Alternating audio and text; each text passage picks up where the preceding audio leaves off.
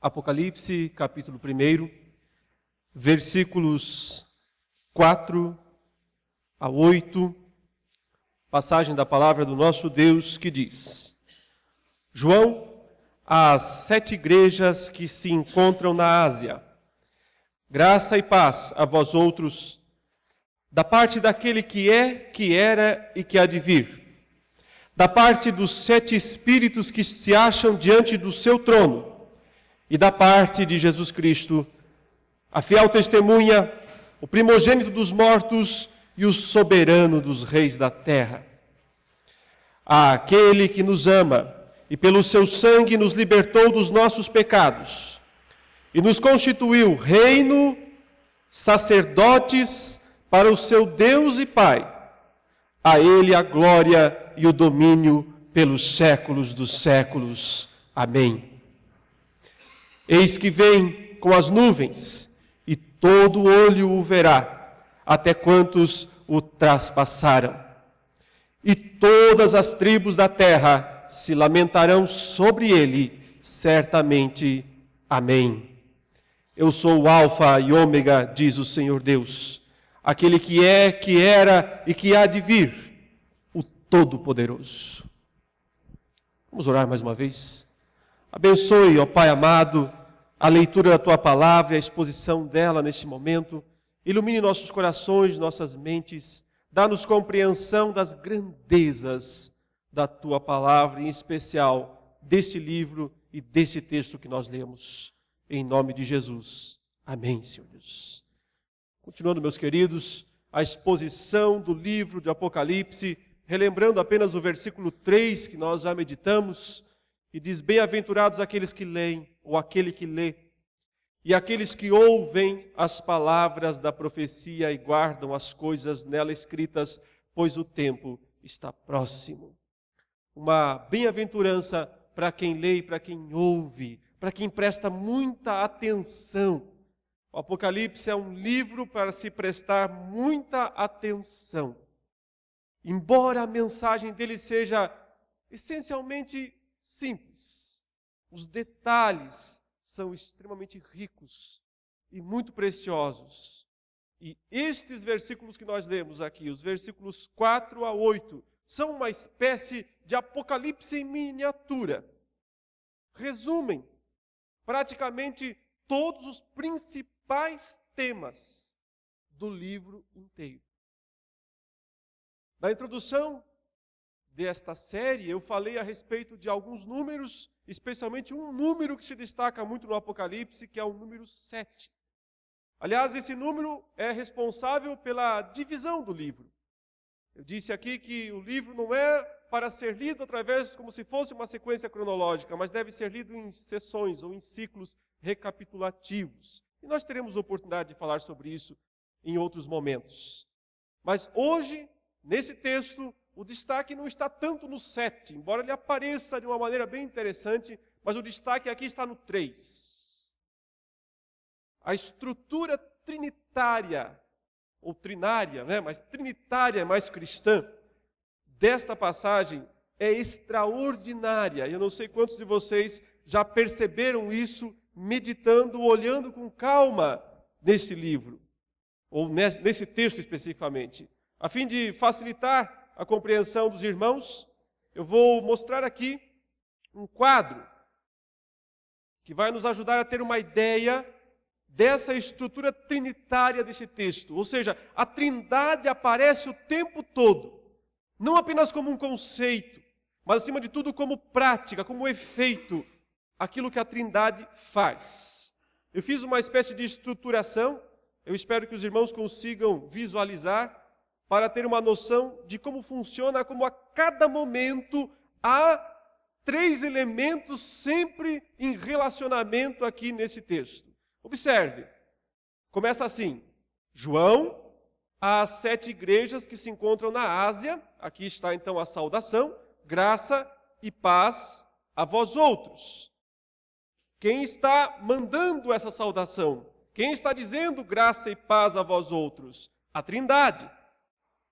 Da parte daquele que é, que era e que há de vir. Já uma trindade dentro dela. uma estrutura trinitária dentro do próprio três. Veja, da parte daquele que é, que era e que há de vir, esse é o Pai. Da parte dos 7 espíritos que se acham diante do seu trono, esse é o Espírito Santo. E da parte de Jesus Cristo. Veja, a Trindade, claramente. Mas dentro dessa mesma estrutura trinária, há mais 2 estruturas trinárias. Observe. O Pai é aquele que é, que era e que há de vir. O Espírito Santo, padrão sétuplo, 7 Espíritos de Deus, que já foi muito falado sobre isso. E Jesus Cristo tem também um padrão trinário. Ele é o quê? A fiel testemunha, o primogênito dos mortos e o soberano dos reis da terra. 3. Observe, nessa primeira declaração aqui, que nós temos claramente 3 declarações a cada momento. A Trindade está clara aqui, da parte daquele que é, que era e quer de vir, da parte dos 7 Espíritos e da parte de Jesus Cristo. E dentro da Trindade também, para 2 das 3 pessoas, há também uma estrutura trinária. O Pai é aquele que é, que era e que há de vir. E o Filho é a fiel testemunha, o primogênito dos mortos e o soberano dos reis da terra. Depois nós vamos comentar essas expressões e o significado delas. Por enquanto, apenas para ter uma visualização, para entender a estrutura como um todo. Veja a próxima declaração como outra vez segue uma estrutura trinitária. É uma doxologia, um louvor. Àquele está oferecendo a Deus, àquele, primeiro, que nos ama. Segundo, pelo seu sangue nos libertou dos pecados. Terceiro, nos constituiu reino, sacerdotes para o seu Deus e Pai. Finaliza o louvor, a Ele a glória e o domínio pelos séculos dos séculos. Amém. Dentro de uma estrutura de louvor que começa oferecendo a Deus, ao Deus triuno, ou no caso aqui especificamente ao Cristo, a segunda pessoa da Trindade, há uma ideia também trinitária incluída. 3 declarações de louvores ou de reconhecimento pelo qual se deve louvar a esse Deus, a esse Cristo. Primeiro, que nos ama. Segundo, que nos libertou dos pecados. E terceiro, que nos constituiu. E aí nos constituiu também 3 coisas: reino, sacerdotes, propriedade do seu Deus e Pai.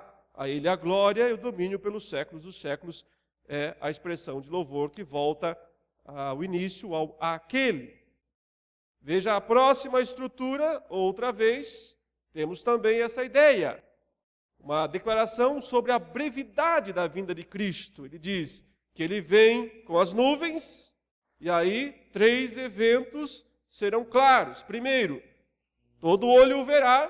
Segundo, mesmo aqueles que o transpassaram. Terceiro, todas as tribos da terra vão se lamentar, vão chorar sobre ele. Uma declaração de certeza que volta a fechar a frase, certamente.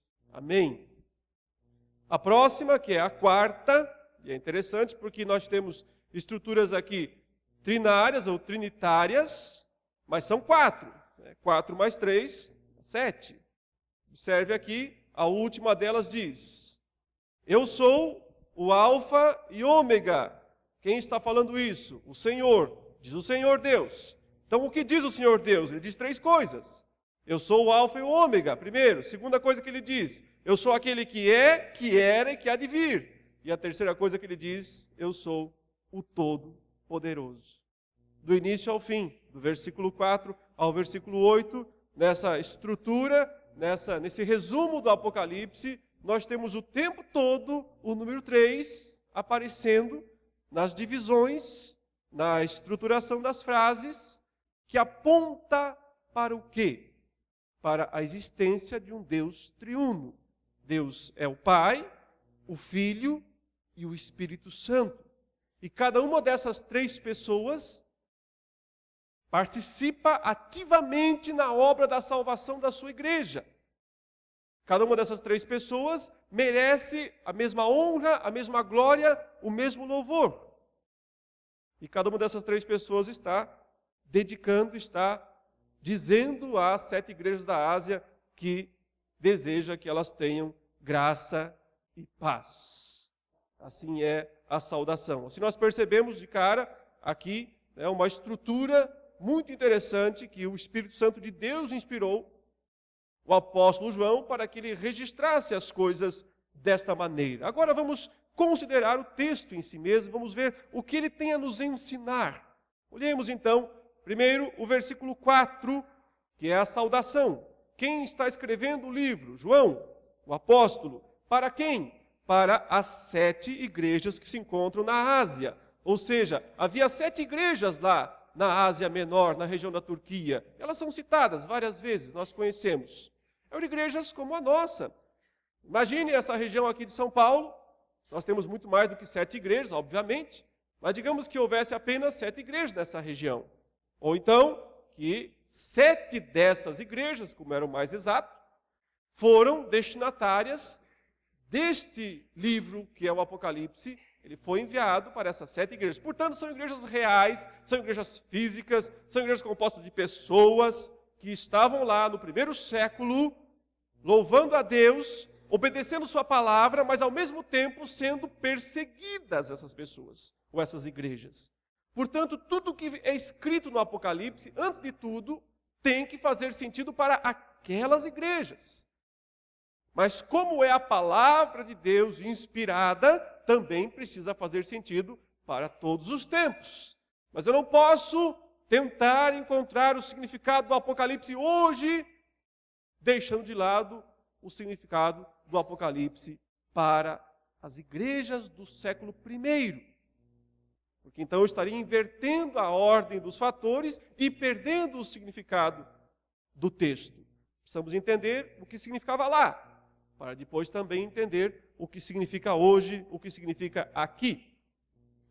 Portanto, João endereça a essas 7 igrejas, ele a saúda aqui, ele diz graça e paz, é uma típica saudação cristã. Graça significa um favor imerecido da parte de Deus, é o amor de Deus manifestado ao seu povo, isso tem a ver com salvação, tem a ver com o evangelho. Paz é a consequência dessa graça, porque somente pela graça nós temos paz com Deus. É isso que deseja quem? O Deus triuno, da parte daquele que é, que era e que há de vir. Então, essa expressão, que é, que era e que há de vir, apontado para o Pai, dá a ideia da sua eternidade, mas também da sua ação ao longo da história, ao longo do tempo. Ele não é um Deus estático, ele não é um Deus parado, ele é um Deus em movimento, ele é um Deus em ação, é o Deus que age ou é o Deus que intervém. Fez isso no passado, faz isso no presente, fará isso no futuro. É da sua essência agir, intervir. Ele não está imóvel, ele não está parado. Ele é o Deus eterno, mas eternidade em ação, eternidade em movimento. Em segundo lugar, a saudação é da parte dos 7 espíritos que se acham diante do seu trono. O Espírito Santo, no Apocalipse, parece ter uma função meio que não aparece tanto quanto a função do Pai ou a função do Filho. Por isso, até mesmo muitos acham, afirmam de forma errônea, herética, que o Espírito Santo para João não era Deus de fato. Se não fosse Deus de fato, não estaria sempre incluído na sequência, na estrutura da Trindade. Ele está colocando aqui o Espírito Santo em pé de igualdade com o Pai e com o Filho, mas com função diversa. O Espírito Santo não tem em Apocalipse, como não tem no resto da Bíblia, função de apontar, de exaltar a si mesmo. A função do Espírito Santo sempre é qual? Aquilo que o próprio João, no Evangelho, registrou, inspirado por Deus, as palavras de Cristo. Ele quem? O Espírito Santo virá para quê? Para testificar a meu respeito, Jesus disse. O Espírito Santo a função dele não é se iluminar, aparecer. A função dele é iluminar a Cristo, apontar para Cristo, revelar a pessoa de Cristo. Por isso, também ele é descrito lá no capítulo 4 e 5 como um candeeiro, como 7 lâmpadas. Sim, porque o Espírito Santo tem a função de iluminar. E aqui, ele, descrito como o padrão dos 7, tem o sentido de mostrar sua onipresença. O Espírito Santo está em todos os lugares, agindo, atuando, mesmo que discretamente. Mas ele está agindo, atuando e apontando para a pessoa de Jesus Cristo, que é justamente aquele que vem na sequência, quando diz, da parte de Jesus Cristo. E aí nós temos 3 atributos dados a Jesus Cristo, que resumem no Apocalipse a obra de Cristo. Se o tempo todo você estiver lendo o livro pensando nessas 3 coisas que são ditas de Jesus aqui, você vai entender o livro. Você vai entender melhor. Porque diz que ele é, antes de tudo, o quê? A fiel testemunha.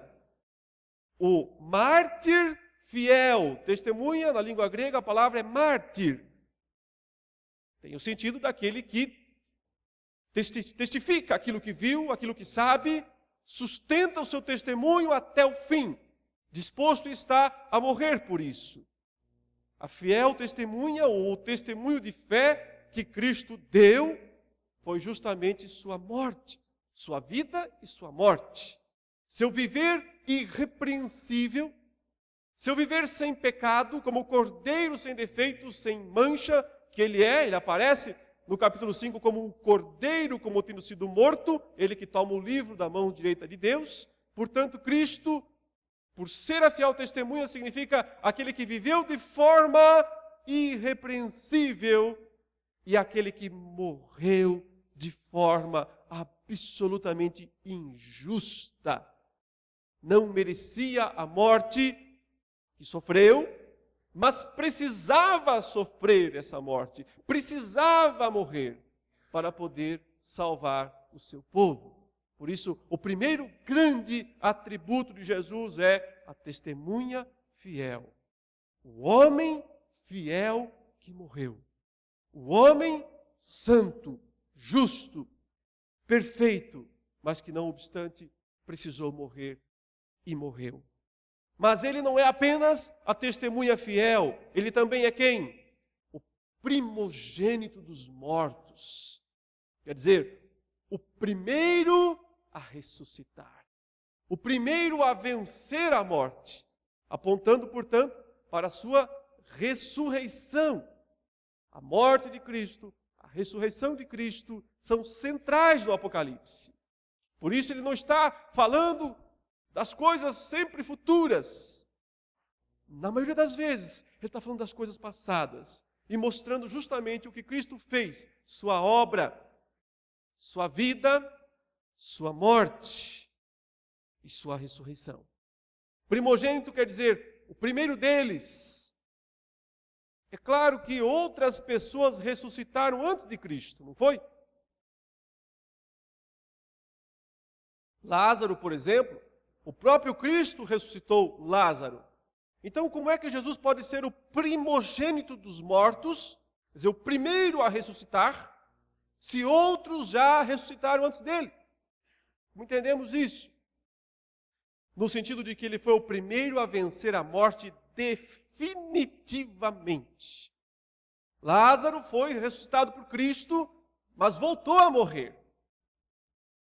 Sua morte foi apenas adiada. Não sei quando, não temos a data, mas provavelmente, anos depois ou décadas depois, Lázaro morreu. Alguns homens santos de Deus também foram ressuscitados com a ressurreição de Cristo. Quando ele morreu, certo? Diz que os túmulos de alguns santos lá se abriram em Jerusalém e esses homens apareceram. Eles foram ressuscitados pelo poder da morte e já também da ressurreição de Cristo. No entanto, eles voltaram a morrer também. Eles não ficaram vivos para sempre. O único, o primeiro a vencer a morte para nunca mais morrer é Jesus Cristo. Por isso ele é o primogênito dentre os mortos. Mas se ele é o primogênito, é porque tem outros. Você não chama de primogênito um filho único. Se ele é único, é único. Se ele é primogênito é porque tem mais filhos, porque tem mais irmãos, porque tem mais vencedores da morte. Quem são esses? Somos nós. É a igreja, que um dia ressuscitará também para nunca mais morrer. Hoje, eventualmente, poderia acontecer um grande milagre de uma pessoa que morreu ressuscitar. Isso não tem acontecido normalmente. Deus provavelmente não tem achado necessário fazer esse tipo de sinal, mas Ele pode fazer. Deus poderia ressuscitar um morto hoje, no nosso meio, mas essa pessoa voltaria a morrer depois. Ela ainda não estaria contada entre esses vitoriosos da morte. Os vitoriosos da morte são aqueles que nunca mais morrerão. Cristo é o primeiro, é o irmão mais velho, é o primogênito. Os crentes, na segunda vinda de Jesus, também vencerão a morte, ressuscitarão para nunca mais morrer. Então observe os atributos de Cristo. Quem Ele é? A testemunha fiel, que viveu com fidelidade e morreu por uma causa justa. Sua morte foi injusta, mas a causa era justa. Ele morreu para salvar o seu povo. Mas ele não permaneceu morto, ele ressuscitou dos mortos, ele venceu a morte. E aí vem o terceiro e crucial atributo de Jesus em Apocalipse. Não entender isso é uma grande falha para a compreensão do livro. Quem ele é? Ele é o soberano dos reis da terra. O soberano, o governador, o dominador dos reis da terra. Está apontando para o quê? Para o terceiro grande evento central na vida de Cristo, que é sua ascensão. A subida de Cristo aos céus. Após sua morte, após sua ressurreição, ele subiu aos céus. E ao subir aos céus, ele se tornou o soberano dos reis da terra. Reis aqui aponta para todo o poderio maligno deste mundo. Inclusive humano, inclusive demoníaco, inclusive maligno. Jesus Cristo é o soberano, ele se colocou acima, ele subiu acima desses poderes. Esses poderes que dominam o mundo. Através de homens, mas especialmente os poderes malignos espirituais, os principados e potestades. Que Paulo diz em Efésios capítulo 1, que quando Cristo ressuscitou dos mortos e subiu à direita de Deus, ele se colocou acima dos principados e potestades. Cristo Jesus, por sua ascensão, por sua subida aos céus, se torna o soberano dos reis da terra, acima de todos os poderes, acima de todas as ações humanas e malignas aqui neste mundo. Portanto, esse é Cristo. Quem Ele é? A testemunha fiel. Quem Ele é? O primogênito dos mortos. Quem Ele é? O soberano dos reis da terra. Essas três imagens de Jesus vão aparecer por todo o livro.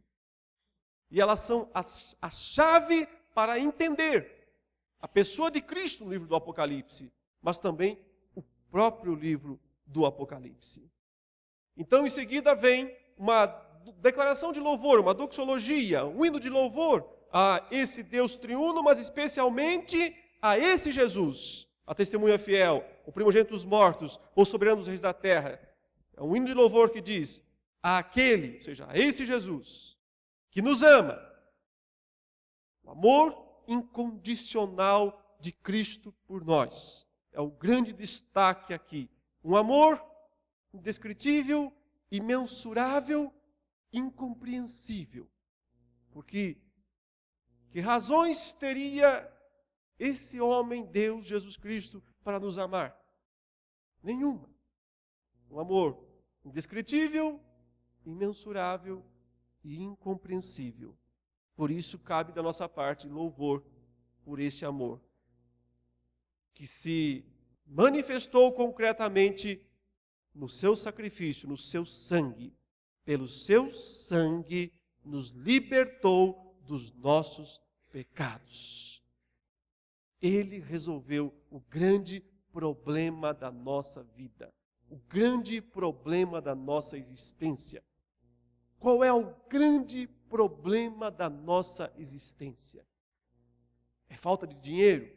Não. É falta de saúde? Não. Problemas familiares? Não. Problema de autoaceitação? Não. Qual é o grande problema da nossa vida, da nossa existência? Se chama prisão. Escravidão do pecado. Escravidão do pecado. Esse é o problema da raça humana. É o problema do ser humano. Independente de raça, independente de posição social, independente de qualquer outros fatores. O Senhor Jesus resolveu este problema. Como? Pagando o preço da nossa libertação. Pagando o preço da nossa alforria. Única maneira, único preço, sangue. Derramou o seu sangue para nos libertar dos nossos pecados. Devemos louvar aquele que nos ama. Devemos louvar aquele que pagou o preço pela libertação dos escravos que somos nós. Tirou-nos da escravidão do pecado. Mas não apenas nos tirou da escravidão do pecado, porque em terceiro lugar o texto diz aqui que Ele nos constituiu, nos estabeleceu como um reino de sacerdotes. Reis e sacerdotes. Reino e sacerdotes para o seu Deus e Pai. Outra verdade central do Apocalipse, que já está aqui nesse grande resumo, nesse pequeno resumo, nesse grandioso pequeno resumo do Apocalipse, é justamente isso. A igreja não vai reinar em algum lugar do futuro, em alguma data a ser definida. A igreja reina com Cristo já, porque já fomos constituídos como um reino de sacerdotes. Reis, reinamos com Cristo porque não somos mais escravos do pecado. E ao mesmo tempo, sacerdotes. Uma figura daquele homem do Antigo Testamento que de uma certa maneira fazia intercessão pelos demais homens. Num certo sentido, só Cristo é o sacerdote, porque só Ele se ofereceu, derramou o seu sangue para nos perdoar. Mas nós temos uma função de sacerdotes em relação ao mundo, porque nós temos a verdade do Evangelho a ser compartilhada com o mundo. E neste ato de compartilhar a verdade do Evangelho, exercemos nossa função de sacerdotes. Levamos ao mundo a oportunidade da salvação, conquistada por nosso Senhor, que nos amou, que morreu por nós e que nos constituiu reino e sacerdotes. A Ele, glória e domínio pelos séculos dos séculos. Amém. Então vem, no final, uma declaração de certeza para a sua igreja a respeito da segunda vinda de Jesus. Ele virá, é certo, é garantido. Ele diz: eis que vem com as nuvens. Um retorno glorioso, triunfal, do alto, descendo com as nuvens. Esta é a ideia. Ele diz: não é uma vinda secreta, não é uma vinda oculta. Ele diz: todo olho o verá. Vem com as nuvens e todo olho o verá. Até aqueles que o traspassaram. Provavelmente uma referência àqueles soldados lá em Jerusalém, na sexta-feira, que o furaram com uma lança para comprovar que ele estava morto. Comprovar, ou seja, aqueles que tiveram a prova de que ele estava morto, o verão vivo, voltando glorioso. Por quê? Porque também aqueles ressuscitarão. Ainda que não para serem salvos necessariamente, embora alguns daqueles soldados da cruz se arrependeram, lembram-se que foi dito no final que alguns disseram, verdadeiramente este era Filho de Deus. Então talvez também alguns daqueles soldados que o transpassaram, o verão. Talvez nesse caso para o glorificar, mas a maioria não para o glorificar, e sim para serem destruídos por sua vinda gloriosa. Ele diz, e todas as tribos da terra se lamentarão. Interessante, não é? Aquilo que é para ser, ou será, um dia glorioso, um dia de festa inexprimível, um dia de alegria soberba, será para muitos um dia de choro, de lamentação, de tristeza, de horror, de angústia. Se lamentarão da ideia de uma consciência aguda de que perdeu a oportunidade. Uma consciência aguda, terrível, de que a salvação esteve ali, no alcance do braço. A salvação esteve ali, do seu lado. No entanto, esta pessoa recusou e agora não há mais o que fazer. Definitivamente, não há mais chance, não há mais solução. Uma vinda gloriosa, visível, mas ao mesmo tempo terrível para todos aqueles que o recusaram. Quem garante isso? O Deus Todo-Poderoso. Aquele que diz, certamente amém. Assim seja, assim será. É aquele que diz, eu sou o Alfa e o Ômega. As duas letras do alfabeto grego que iniciam e terminam o alfabeto, né? Para nós em português seria o A e o Z.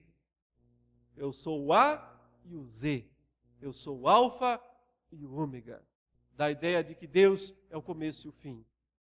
Ficar fora dele, ficar fora do seu propósito, é loucura total.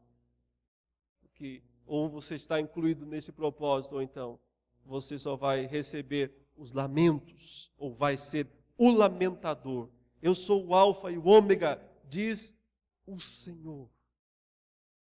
O poderoso, o Senhor é que o soberano, o governador, o Senhor Deus. Novamente uma expressão que já foi dita antes.